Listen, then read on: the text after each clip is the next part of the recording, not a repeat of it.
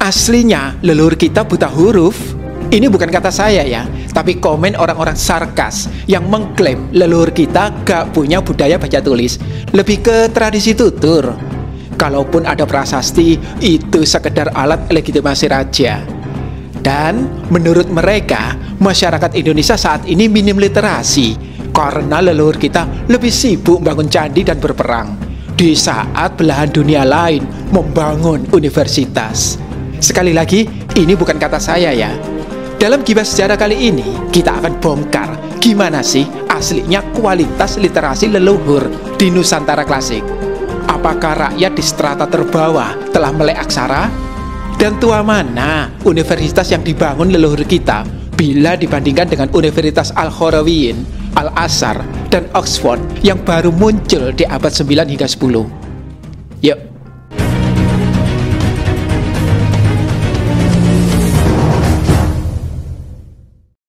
Buku terbaru ACC Channel, Rahasia Nusantara, sudah terbit ya. Ini reportase sejarah dan catatan perjalanan saya ke belasan Candi Medang.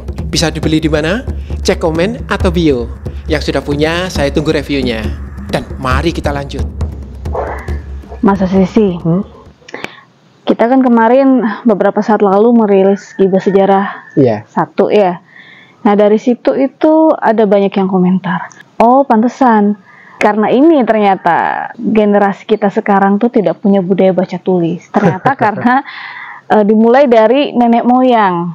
Ya suatu fakta atau suatu informasi yang kita ketahui bahwa di Jawa kuno yang boleh menulis itu hanya Brahmana. Dan untuk keperluan agama atau ibadah. Itu menurut Mas Sisi gimana? Bener nggak sih? Apakah hanya golongan Brahmana yang bisa baca tulis, sedangkan golongan rakyat jelata, orang biasa tuh tidak? Oke, pertama bedakan dulu ya antara yang bisa baca tulis dengan yang boleh menulis. Itu dua hal yang berbeda. Bisa jadi orang yang bisa baca tulis tapi nggak boleh menulis. Bisa jadi orang itu boleh menulis ya otomatis dia bisa baca tulis. Nah, kalau di Jawa kuno kan biasanya kaum-kaum agamawan atau para silpin atau para citraleka itu yang menulis. Misalkan untuk keperluan prasasti atau sastra, untuk kebutuhan spiritual gitu ya. Tetapi bukan berarti masyarakat nggak bisa baca tulis gitu kan. Ini dibuktikan dengan apa? Beberapa prasasti itu ada beberapa medianya itu bisa logam, bisa lontar, bisa juga batu. Nah untuk prasasti batu, misalkan penetapan Sima gitu ya, sebuah tempat otonom gitu, prasasti batunya kan ditaruh di tempat umum untuk bisa dilihat oleh publik. Artinya itu pasti dilakukan dengan asumsi publik bisa baca tulis, karena di situ dituliskan juga sapata atau kutukan. Kutukan yang ditujukan bagi semua orang yang melanggar isi prasasti ini. Gitu. Jadi jelas ya bahwa prasasti itu ditulis dengan huruf-huruf, dengan tulisan supaya bisa dibaca oleh publik. Itu yang batu. Nah, prasasti lainnya, misalkan dari logam atau dari lontar, itu dipegang oleh pemangku kekuasaan, para pemangkunya. Jadi kayak salinan gitu atau seperti gimana? Salinan. Ada versi yang publik, ada versi yang logam. Tapi aku baru tahu ya kalau ada prasasti dari lontar. Kirain cuma karya sastra aja yang ditulis di atas lontar. Betul. Itu persoalannya gini, ada sebuah prasasti yang menceritakan bahwa masyarakat memohon kepada raja agar prasastinya diubah dari lontar ke prasasti yang lebih kokoh, yaitu logam. Kenapa? Karena prasasti lontarnya sudah rusak. Nah, meskipun sampai hari ini kita belum menemukan bendanya atau prasasti berbentuk lontar, yang tentu saja sudah rusak ya. Tetapi berita di dalam prasasti ini cukup menjelaskan situasi pada masa itu, bahwa ada prasasti ditulis di atas lontar. Nah, tapi Mas Sisi, itu kan baru prasasti ya. Itu kan sebenarnya juga bukan bukti yang kuat gitu, bahwa masyarakat kita secara merata, bahkan hingga kalangan terbawah pun mereka bisa baca tulis. Ada nggak sih kira-kira kayak sarana atau prasarana pendidikan pada zaman itu? Ya tentu saja ada, karena sampai pada masyarakat lapisan bawah itu ada tersedia juga pendidikannya loh. Ini berita ini kita dapat dari para raton, dari kisah Ken Anggrok. Jadi Ken Anggrok masih kecil itu dia jadi anak angkat seorang pemabuk lah, ya, anak angkat seorang pemabuk dan penjudi, gitu, isi Bangku Samparan. Kemudian dia lari dari Karungan. Kemudian di situ setelah lari dia bersahabat dengan anak seorang kepala desa. Nama anak itu Tuan Tita. Nah, Tuan Tita ini kan secara privilege dia anak seorang petinggi desa gitu. Tetapi bersahabat dengan Ken Anggrok yang notabene rakyat jelata banget. Keduanya itu bisa berguru pada guru yang sama. Di guru desa di situ. Diajari dengan ilmu yang sama. Artinya pada masa itu masyarakat sudah dapat pendidikan dasar. Apa aja itu? Yang pertama baca tulis otomatis. Terus yang kedua itu hitung-menghitung, ya, perhitungan. Ini kaitannya dengan candra sengkala. Jadi harus bisa menghitung candra sengkala atau sengkalan tahun. Dan yang ketiga itu astronomi astrologi. Ini kaitannya dengan pranata mangsa. Apa itu? Pranata mangsa itu pengaturan masa-masa di mana masyarakat melakukan kegiatannya. Misalkan kapan harus bertani, kapan harus menikah, kapan harus bercocok tanam atau memanen, kapan harus istirahat dan lain-lain. Nah, di dalam pranata mangsa atau titi mangsa itu sama aja sebenarnya. Itu juga mencakup kapan penyakit-penyakit atau wabah itu muncul, kapan masa kawin bagi hewan ternak dan lain-lain. Jadi itu semuanya diatur di situ. Nah, itu masuk dalam pendidikan dasar di masyarakat pada masyarakat klasik gitu loh. Mungkin kaitannya untuk kebutuhan praktis ya, karena kan mereka masyarakat petani atau peladang gitu ya, atau peternak gitu, sehingga itu harus dikuasai gitu. Tetapi baca tulis juga sudah diajarkan. Ini yang perlu di-highlight ya. Baik Ken Anggrok maupun Tuan Tita itu sama-sama memang masyarakat ya, tetapi kan yang Tuan Tita ini kan punya privilege, anak seorang petinggi desa. Sementara Ken Anggrok kan anak masyarakat biasa gitu ya. Bahkan mungkin masyarakat yang sangat terpinggirkan, dia pemabuk dan penjudi gitu. Anak angkatnya, anak angkatnya Bangu Samparan. Uniknya mereka itu memiliki guru yang sama dan pendidikan yang sama. Dan apa yang diajarkan juga sama. Artinya dalam proses pendidikan atau dalam konteks pendidikan tidak ada strata. Loh, tapi kan bisa saja itu privilege karena dia berteman baik dengan Tuan Tita. Bisa saja, tetapi privilege kan nggak harus seperti itu. Artinya ketika si Tuan Tita itu mendapat privilege lebih, Ken Anggrok enggak, ya dia nggak boleh dong ikut pendidikan yang sama dengan Tuan Tita. Seharusnya ada seperti itu, karena itu kan tugasnya guru desa untuk memfilter. Ya kan, soal anak itu bersahabat atau berteman dengan siapa saja ya boleh-boleh aja, tetapi dalam privilege lain, misalkan pendidikan, itu nggak boleh. Dan itu memang terjadi dalam masa kolonial, hanya anak-anak piai, anak-anak pejabat tinggi yang boleh sekolah kan, tetapi anak rakyat kan nggak boleh. Tetapi itu tidak terjadi di masa klasik. Semuanya sama dalam proses pendidikan, semuanya mengalami hak yang sama. Dari masyarakat jelata, rakyat jelata, mereka punya akses pada pendidikan dasar. Betul. Yang berkaitan dengan kehidupan sehari-hari sebenarnya. Betul. Untuk berdagang kan butuh matematika, butuh menghitung dan sebagainya. Untuk bercocok tanam, bertani, itu semuanya ada. Butuh praniti mangsa. Iya, itu kayak sepasaran nggak sih kalau Jawa sekarang itu? Iya, kalau sekarang mungkin iya, tetapi jauh lebih kompleks ya, karena di zaman dulu hampir seluruh siklus hidup masyarakat itu kaitannya itu harus ada prosesnya, ada titi mangsanya, dan itu detail banget, sangat detail. Nah, balik lagi ke pendidikan. Berarti kalau pendidikan dasar, katakanlah kita beres ya, itu aksesnya ada. Betul. Perkara mau atau nggak mau, mungkin gitu ya. Betul. Nah, bagaimana dengan pendidikan tinggi? Kan sering tuh ya di medsos itu Mas Asisi, orang ngomong, orang sarkas lah, ngomong bahwa wah ketika Ken Arok sedang merebut takhta Singosari gitu. Di masa yang sama di Inggris itu didirikan Oxford University. Jadi itu lebih pada ya sebenarnya sarkas dan membandingkan gitu, bahwa seakan-akan bangsa kita tuh tertinggal. Nah, makanya sampaikan untuk mereka yang sarkas dari Asisi gitu ya, sampaikan pada mereka. Jadi gini, ketika Oxford dibangun, di Oxford University itu kan dibangun pada akhir abad 11, awal abad 12 gitu ya. Tetapi tahu nggak, 5 abad sebelumnya, di abad 7 di Sriwijaya, Itsing ya, biarawan dari Tiongkok datang ke Sriwijaya, dia sudah mencatat bahwa di Sriwijaya ada pendidikan agama Buddha yang terbesar di situ. Ribuan orang belajar agama. Tetapi dia juga mencatat bahwa tidak hanya agama Buddha saja yang diajarkan, tetapi ilmu-ilmu yang ada pada masa itu. Semua ilmu pengetahuan yang ada pada masa itu diajarkan juga di sana. Bahkan I Ching itu merekomendasikan sebelum seorang dari Tiongkok belajar ke Nalanda atau di India, sebaiknya training dulu di Sriwijaya. Begitupun sebaliknya, kalau dari India hendak ke Tiongkok, training dulu di Sriwijaya. Bahkan hanya di sana, I Ching dan beberapa pemikir Buddhis lainnya itu belajar bahasa Sanskerta. Kenapa bukan di India? Kenapa harus di Sriwijaya? Karena di sana sarana pendidikannya bagus. Di sana sudah bergengsi. Sudah bergengsi pada masa itu. Itu 5 abad sebelum Oxford University dibangun. Ingat ya, ingat.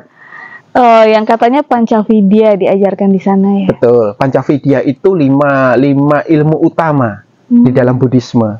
Tetapi dalam catatan I Ching kan beda. Enggak cuman itu kan, tetapi juga diajarkan apa? Semua ilmu pengetahuan yang ada pada masa itu dipelajari. Ini mirip dengan apa? Ini mirip dengan ketika umat Islam di Baghdad itu haus akan ilmu pengetahuan, sehingga mereka menerjemahkan semua ilmu pengetahuan dari berbagai bangsa, termasuk dari Latin. Mirip seperti itu. Revolusi ilmu di Sriwijaya.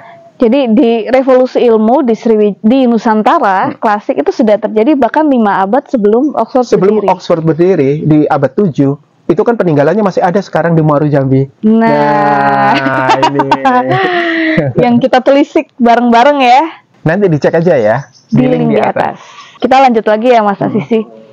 Itu kan di Nusantara ya, di Sriwijaya. Bagaimana dengan di Jawa? Nah, Jawa ini lebih menarik juga.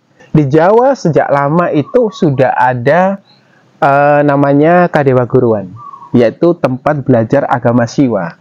Itu mulai abad? Tidak ada data sebenarnya, tapi mulai marak itu sejak Airlangga dalam Prasasti Kalkuta itu mengalami Mahapralaya, sehingga dia lari ke gunung-gunung. Nah, di gunung-gunung dikatakan dia bertemu dengan banyak sekali pertapa dan seterusnya. Nah, kemungkinan disitulah Kadewa Guruan.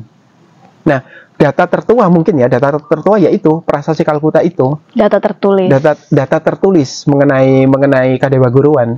Kan dari sana kemudian Airlangga membangun basis kekuatannya, baru kemudian turun dari gunung dan mulai membabat beberapa, menganeksasi kembali wilayah-wilayah Dharma Wangsa Teguh. Tapi masa sih sebelumnya nggak ada? Di zaman-zaman pembangunan Borobudur gitu? Semestinya ada. Abad 8, abad 9 gitu. Kalau di zaman-zaman itu sebenarnya ada ya sebuah prasasti, tapi saya ini lupa prasastinya apa. Kalau tidak salah baru ditemukan di Boyolali kalau tidak salah. Ya, di dalam prasasti itu dikatakan di lereng gunung itu ada sebuah lembaga pendidikan, ada patapan atau pertapaan di sana. Itu mungkin data tertua mengenai Kadewa Guruan itu. Nah, termasuk juga kalau kita perhatikan di beberapa candi, relief dan arca itu kan terlihat sekali beberapa orang membawa lontar. Misalkan di Candi Morangan itu kan banyak ada pertapa yang 2 diantaranya membawa lontar gitu ya. Terus kemudian ada lagi yang paling bagus itu di beberapa candi, misalnya Kedulan sama Sambisari itu kan ada Agastya di mana di bawahnya ada figur yang membawa lontar. Sementara Agastya sendiri kan terkenal sebagai pengajar agama Siwa. Nah, otomatis di bawah itu kemungkinan para sisyanya, di mana salah satunya memegang lontar. Nah, itu kemungkinan ini lontar kan buku tuh, kitab tuh. Jadi kemungkinan itu gambaran tentang pendidikan pada masa itu. Kemungkinan sudah ada. Gitu, lagi pula ya mana mungkin ya Candi Borobudur, Candi Prambanan itu dibangun begitu megah, candi-candi di Medang kalau tidak ada lembaga pendidikan yang mempersiapkan mereka untuk itu. Betul. Nah, sebenarnya yang diajarkan di Kadewa Guruan itu apa aja Mas Asisi? Kalau yang data dari tadi katanya Airlangga ya. Datanya seperti apa? Kalau Kadewa Guruan itu kan terus berjalan terus bukan sejak masa Airlangga, tapi yang kita bisa detek kan sejak masa Airlangga. Iya. Itu terus berjalan di lereng-lereng gunung, di tempat-tempat sepi dan seterusnya. Nah, makin marak di masa Majapahit. Bahkan salah satu tempat yaitu Gunung Penanggungan atau terkenal dengan nama Pawitra itu menjadi semacam pusat Kadewa Guruan. Gitu ya. Itu di Penanggungan sampai hari ini kemudian ditemukan banyak sekali artefak-artefak yang menunjukkan bahwa memang banyak sekali Karesian dan Kadewa Guruan di sana.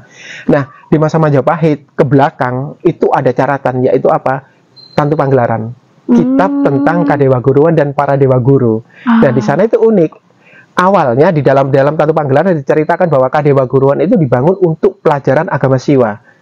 untuk mendidik seseorang menjadi pengajar agama. Tetapi makin ke belakang di dalam kitab itu diceritakan, karena makin banyak sekali minat masyarakat begitu tinggi, akhirnya ada yang namanya penjurusan. Wah, ini penjurusan ini menarik. Ini saya bawa catatannya nih.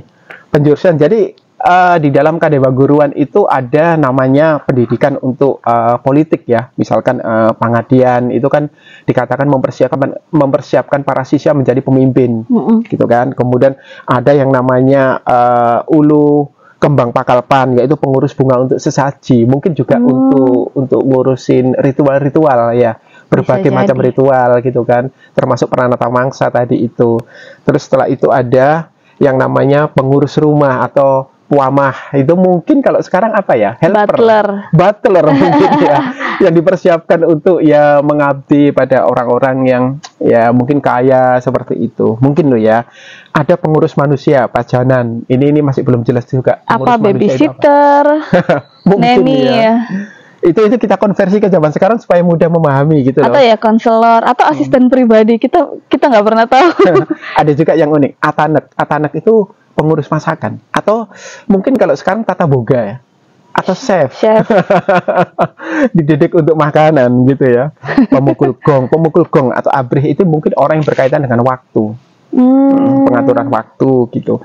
Terus kemudian pengumpul akar-akaran, akar apa? Tentu tahu ya. Jamu kah? Jamu, campi-campi, pengobatan usada dan lain-lain, gitu kan. Urusannya di situ. Atau kalau sekarang mungkin medis ya. Tenaga medis juga dipersiapkan kayak gitu. Kemudian tukang melakukan kakawin. Nah, ini unik. Kalau nggak salah Selvi dulu pernah ya baca sebuah buku tentang ini ya, tentang para putri-putri dalam kakawin itu ya. Iya, itu oh iya bener ya. Jadi aku ingat itu sebuah buku, judulnya ya Perempuan dalam Kakawin. Pengarangnya agak lupa namanya siapa. Tapi di situ diceritakan, itu mengambil dari berbagai kakawin yang ada kan, bahwa di kehidupan keraton putri atau keputren itu ada emban-emban, ada dayang yang salah satu tugasnya kan menghibur sang putri. Nah, mereka juga bisa melakukan kakawin, menembangkan kakawin. Bahkan ada putri itu kadang mengadakan kontes gitu. Siapa yang paling bagus menembangkan kakawin nanti dapat hadiah gitu. Itu di antara para emban. Di antara para emban. Nah, ya kalau dipikir-pikir para emban atau dayang-dayang itu biasanya dari kalangan mana ya? Apa dari kalangan bangsawan atau dari kalangan rakyat gitu? Yang pasti mereka punya kemampuan pasti untuk bagaimana mau melakukan. Kalau nggak bisa membaca, gitu ya. Betul. Bahkan ada juga segmen yang aku ingat itu, ya mereka menulis surat cinta gitu. Jadi kan ya sudah pasti bisa baca tulis. Ternyata ada pendidikannya tuh, menembangkan kakawin di Kadewa Guruan. Betul. Apa jangan-jangan yang dayang-dayang emban ini jebolan Kadewa Guruan? Nah, itu bisa jadi karena di dalam Kadewa Guruan kan ada tadi yang saya sebut ada pajanan atau pengurus manusia. Mungkin juga itu para emban-emban ini. Bisa jadi. Bisa jadi. Dan di sana ada yang namanya tukang melakukan kakawin atau namanya juru hamanjing-hamanjing. Nah, kemungkinan itu juga kayak gitu loh. Kemudian ada yang unik ini, Kabayan Panglayar. Jadi Kabayan Panglayar ini penjaga bahaya di lingkungan pelayaran. Coba bayangkan, Kadewa Guruan di gunung-gunung itu ngajarin tentang pelayaran. Unik kan? Tapi kalau dalam prakteknya ini di Tantu Panggelaran, Kabayan Panglayar itu ternyata ngambilin itu loh, mendapat barang-barang untuk persembahan. Jadi mungkin semacam bea cukai. Bea cukai dari tempat-tempat lain gitu ya, yang dia kumpulkan di situ. Ya ternyata bea cukai sudah ada sejak dulu ya. Betul. Terus ada lagi penjaga di tempat pemujaan. Di sini kan namanya Kabayan Mandala. Tetapi aku lebih melihatnya ke security mungkin ya. Penjaga bahaya. Kayak tim SAR gitu juga? Mungkin bisa juga. Ada lagi pengurus jalan. Kemudian yang menarik nih, ada pemegang kuasa hukum, Baudenta. Ini kaitannya dengan hukum. Jadi hukum itu juga diajarkan di Kadewa Guruan. Termasuk juga penguasa hukuman tertinggi, Butwisesa. Ini mungkin mempersiapkan untuk para hakim dan jaksa mungkin ya. Mungkin loh ya. Fakultas hukum Kadewa Guruan mana? Kadewa Guruan gitu ya. Macam-macam sih, macam-macam. Nah, kaitannya tadi yang emban tadi menulis surat itu memang ada reliefnya. Kalau misalkan kita datang ke Candi Penataran, Itu ada di bawah di sebuah lapi itu kelihatan seorang Panji, dia rindu pada pasangannya. Itu kan sangat romantis sekali. Kemudian dia menulis surat. Suratnya di atas, entah di lontar, entah di kertas, pokoknya dia menulis surat. Kemudian surat itu ditaruh di burung, dibawa oleh burung. Burungnya terbang. Kemudian di seberang lautan, pacarnya atau kekasihnya sedang duduk merindu. Kemudian datang burung itu, dia membaca suratnya. Romantis sekali loh itu. Itu di zaman gambaran apa ya? Itu di zaman sebelum ada WhatsApp. Dulu effort banget untuk pacaran ya, sekarang tinggal ting WhatsApp. Dulu tuh harus nulis dulu, kirim dulu. Ya minimal mereka butuh bisa baca tulis ya untuk itu, untuk nulis surat cinta. Ya itu, tapi paling tidak sekarang kita tahu bahwa di masa klasik kita sudah sangat aware dengan masalah pendidikan.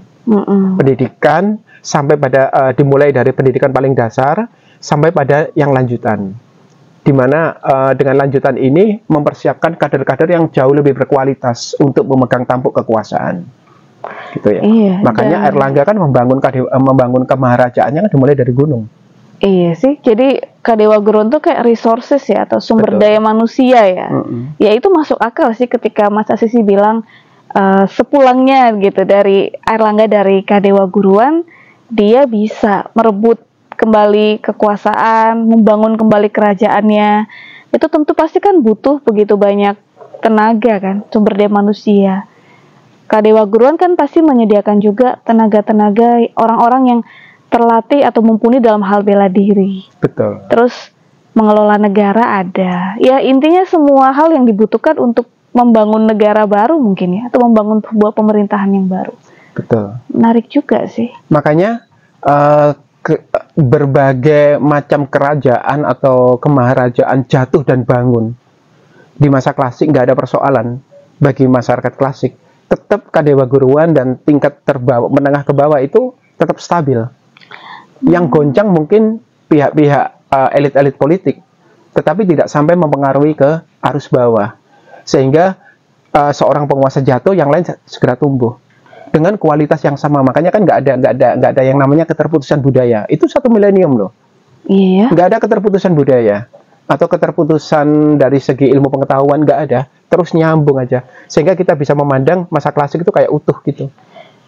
Terlepas dari gonjang-ganjing politik, tapi masyarakat tetap go strong gitu. Betul. Ya. Karena ada Kadewa Guruan ya, tetap mencerdaskan mereka. Nggak cuman kerajaan masa klasik itu hancur, yang jadi paling menjadi persoalan itu adalah hancurnya juga Kadewa Guruan.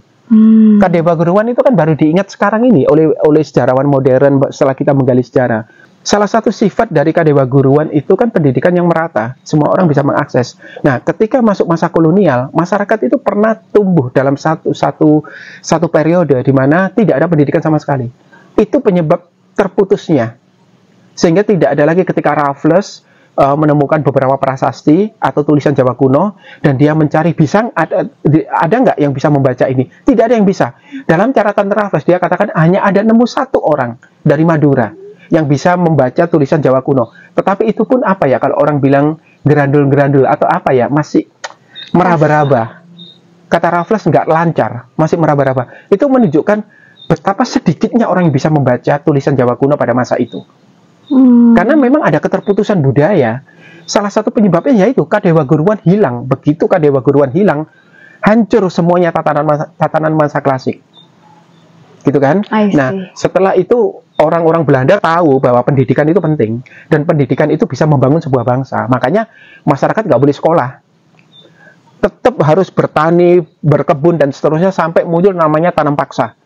Setelah ada tanam paksa, kemudian masyarakat begitu menderita, sampai muncul Edward de Westdekker yang dia melihat begitu kejamnya tanam paksa itu.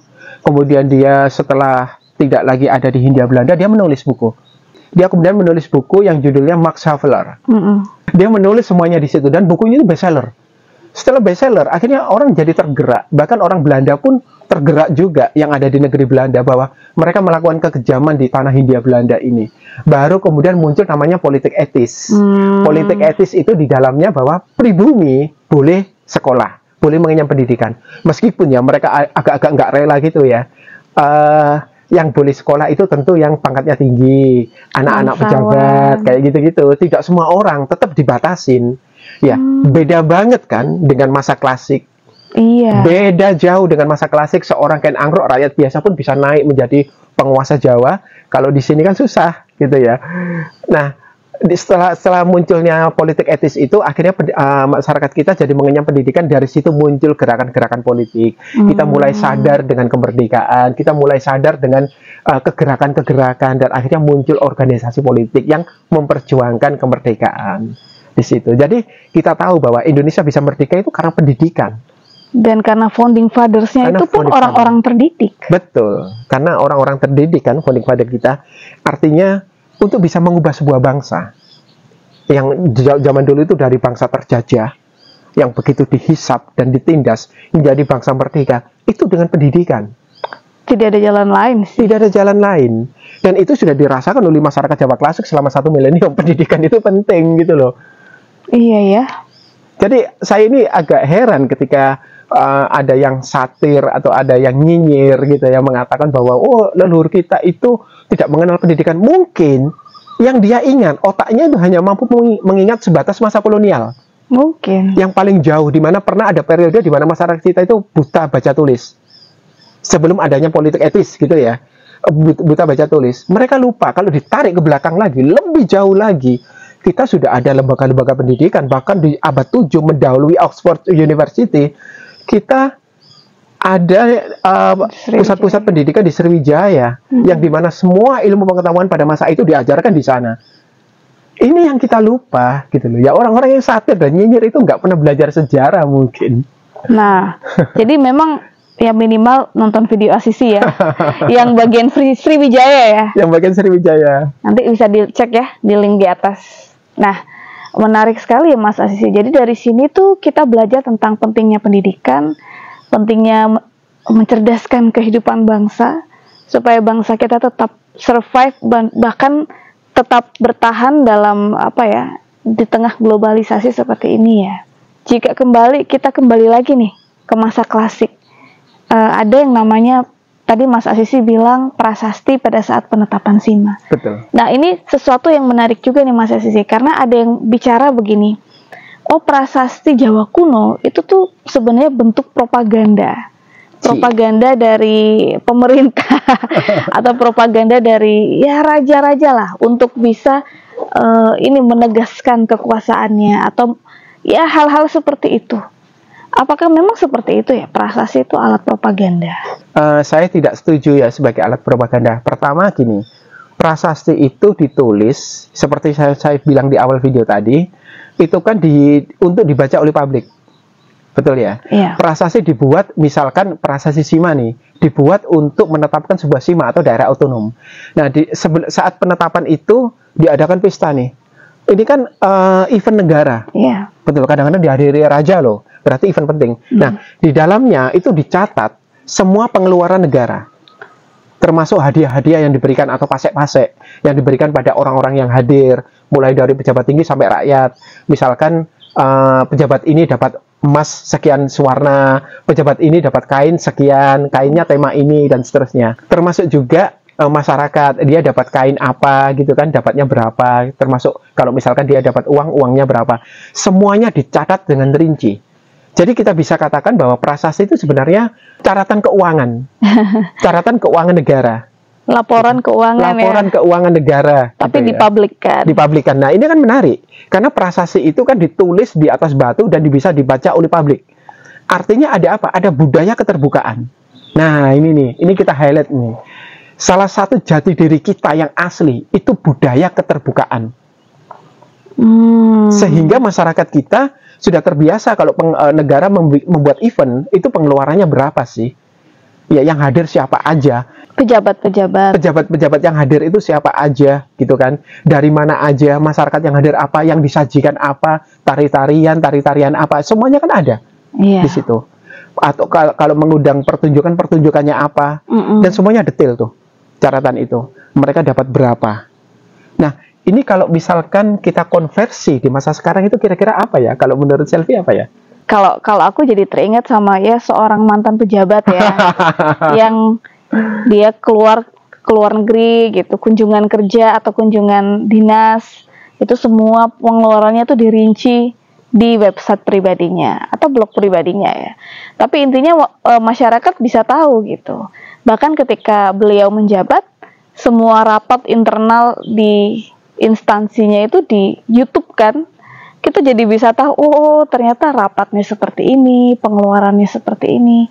Yaitu keterbukaan publik yang sayangnya baru kita dapati di era beliau ya. Kalau yang lain apakah ada, kurang tahu juga ya. Tapi itu bagus loh, untuk budaya itu dibudayakan tuh bagus banget. Betul. Jadi menurutku sih kalau pemerintah sekarang masih tertutup gitu ya, tidak terbuka dalam hal pengeluaran dan seterusnya, dalam hal rapat dan kegiatannya gitu, sampai ada dana di markup dan lainnya gitu ya. Menurutku ya janganlah ya menyamakan diri dengan masa klasik.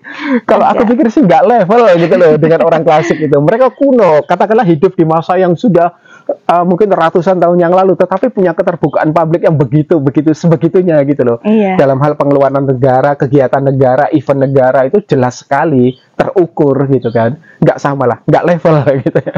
Jadi kalau kita belajar itu ya dari perbincangan panjang lebar ini, berarti yang kita bisa pelajari itu ya mungkin soal ini ya Mas Asisi ya. Ada keadilan sosial. Betul. Ada keadilan sosial dalam hal pendidikan, juga dalam hal informasi. Betul. Jadi publik itu mendapatkan apa yang mereka butuhkan.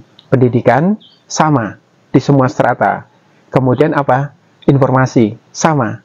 Jadi ketika perasa itu dipasang kan semua orang bisa melihat, pejabat tinggi maupun rakyat juga bisa melihat, gitu ya. Hukuman yang diberikan di dalam perasa pun ke semua orang, tidak memandang bulu, gitu. Jadi itu sebenarnya.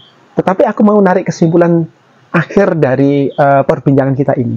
Yang pertama bahwa kita sadar, leluhur kita itu sudah sadar pada masalah pendidikan.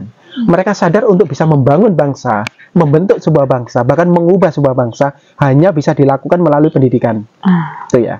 Dan yang kedua, kita ini sadar betul bahwa kebudayaan itu dibangun itu secara bersama-sama, tidak ada namanya strata atau pembedaan. Harusnya seperti itu, tidak ada lagi yang satu dilebihkan dari yang lain, atau kita menyebutnya privilege. Di masa lalu privilege itu hanya urusannya politik ya, tetapi dalam hal yang lain, misalkan pendidikan itu sama, gitu ya. Terus yang ketiga terakhir ini, banggalah menjadi bangsa Indonesia, banggalah menjadi bangsa Nusantara, karena kalau kita mau belajar sungguh-sungguh, kita akan menemukan bagaimana orang-orang klasik itu beyond, melampaui zamannya. Kalau ingatan kita hanya mampu menjangkau masa kolonial, yang ada itu kita itu bangsa yang tidak terdidik, bangsa yang ditindas, dihisap kayak gitu, minderan kayak gitu-gitu kan, membandingkan bangsa lain, mereka sudah bikin university, kita enggak. Itu semata-mata hanya karena tidak belajar sejarah. Kalau kita mau belajar, kita akan tahu kita ini beyond loh. Bahkan pernah menjadi raksasa Asia di masanya dengan adanya Sriwijaya dan Majapahit. Jadi teruslah belajar sejarah agar tidak lupa jati diri kita.